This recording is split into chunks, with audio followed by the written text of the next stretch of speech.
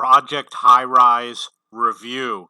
This is my review of the video game Project Highrise.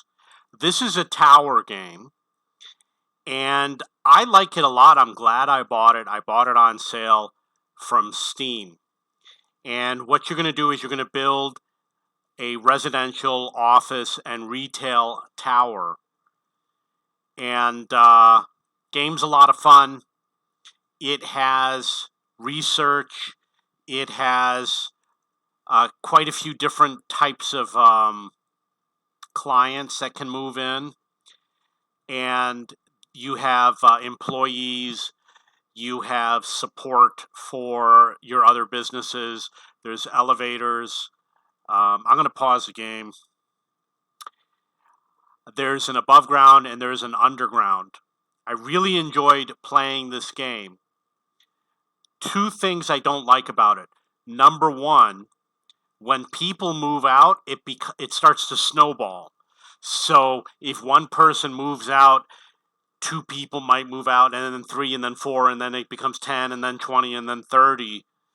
And you don't understand why they're moving out, and the game doesn't really help you very much. You got to learn the hard way. There's something you can do where it will allow you to look at the reason why somebody moves out, but you have a limited amount of time to review the information. You see all the customers here moved out.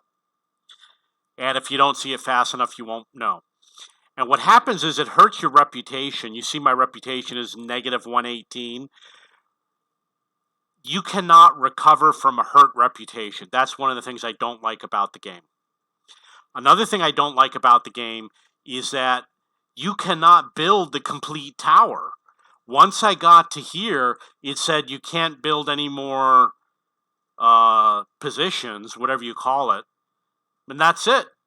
I can't fill all this in. And I really don't like that they did that. They should have allowed me to complete the tower. So that was one of the things that was disappointing. I thought that the elevators were going to become busy, and then there would be congestion on the elevators. That does not happen in the game. People, as you can see, you can have many people walking past each other. There's no congestion. The game is a little cute, and you can add, obviously, a lot of different stores. One of the things that I also didn't like about the game is that it didn't prepare me for my understanding of how to use the underground. There's going to be situations where you need to build a room, but you can't do it because somebody's moving out, and it prioritizes cleanup while you're trying to build an essential room. So you need to build a room to prevent people from moving out, but it prioritizes the cleanup. So as someone moves out, it goes to clean them up. And it won't build the room that you need, so somebody else moves out, That's what happens. So you can see I built all these trash rooms. I just built them because people were moving out because it was too much trash. But it wouldn't build the trash rooms. Somebody would move out, it would go clean up the people moving out, and before it could build a trash room, more people would move out, and that was it. So the other issue is you have a limited number of employees, and they cannot keep up with the workload.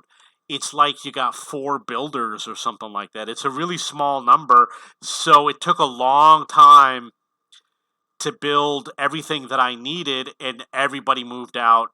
And you get them back, and then they all move out again, and you get them back, and they all move out again. This was my first tower. I understand that you're not going to do it perfect the first time.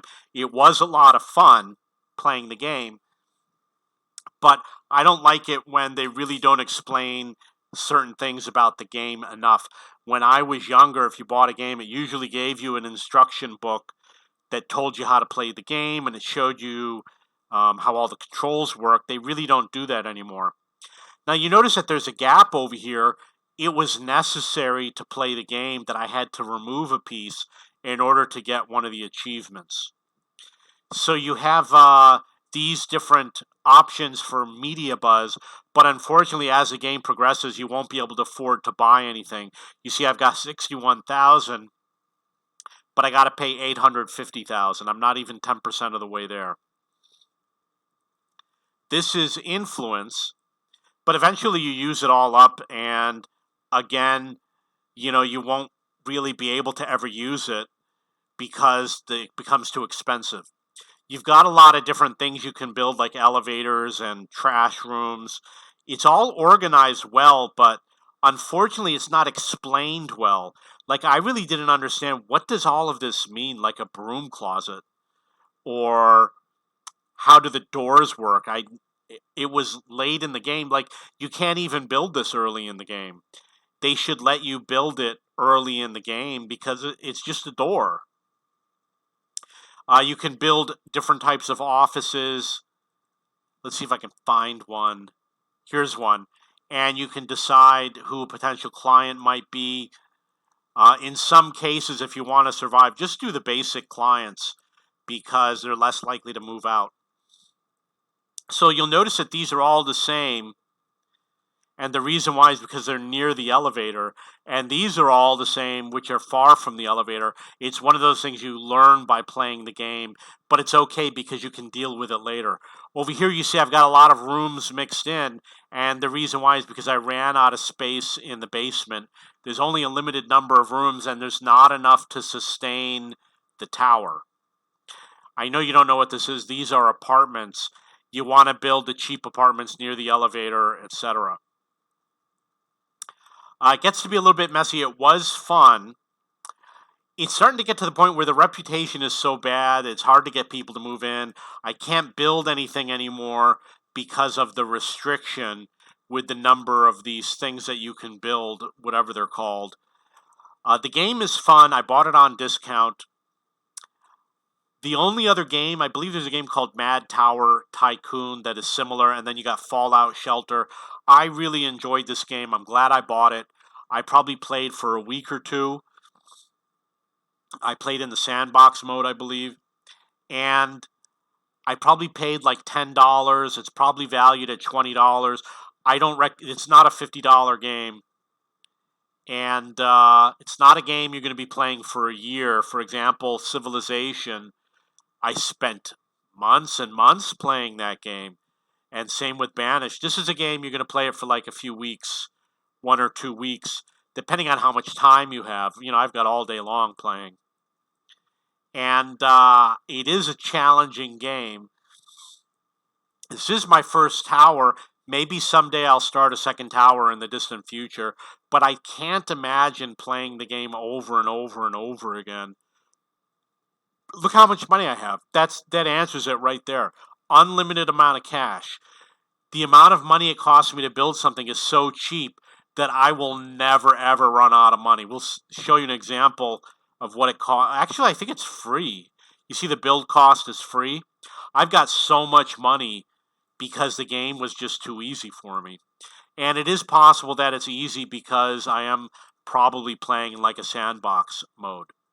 Another issue with the game is that you're going to have gaps. So you're going to have a little space somewhere. Like over here, you see I've got these phone booths. Well, I just put it in there to fill in the space. Here's another gap. If you don't put it here, you won't be able to find something that fits, because when they built it, they made it so that everything has a certain size, and they don't cover every size. So in this case, you've got a 4, but there's no 5. It jumps up to this, which looks like 1, 2, 3, 4, 5, 6, 7, 8, 9. So it goes from the 4 to the 9. So you end up with all these gaps because the pieces don't all fit properly. You'll notice over here, oh, look at all those people. This is in disrepair, why it looks like it's unpainted.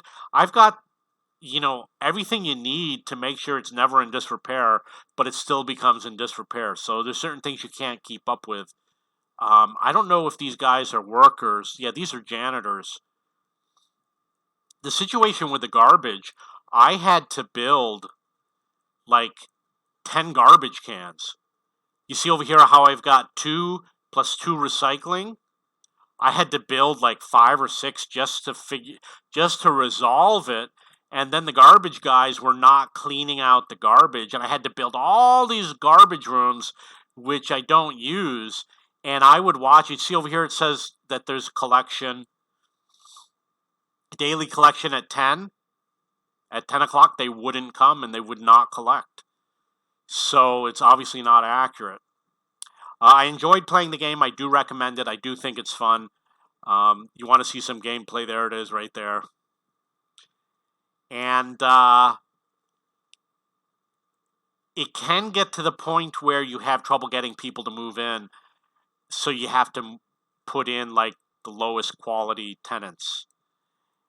It was a little bit tricky figuring out how to space tenants because they don't like where it's noisy. They don't like being by the garbage. They don't like the smell of food. You know, there's a lot of issues you got to deal with. It took me a while to figure all of that out. These reports are pretty cool. They give you all the information you need to know.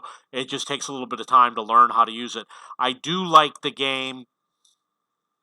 It's like an intermediate to an advanced game. It's not so advanced that you can't play it, and it's not so intermediate that it's like really boring. Okay, so that's my review of Project Sunrise. I do recommend this game. $10 or $20. Yes, I recommend it.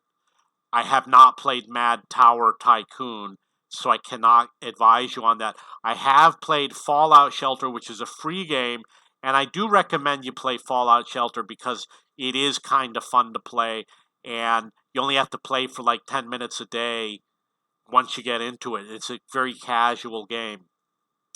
Okay, you can look at my discussion forum at cheapbooks.cc. Look under the Tower Games section under video games. And I am the owner of cheapbooks.com, which is a website for searching for books and textbooks. If you have any questions or comments, please post below.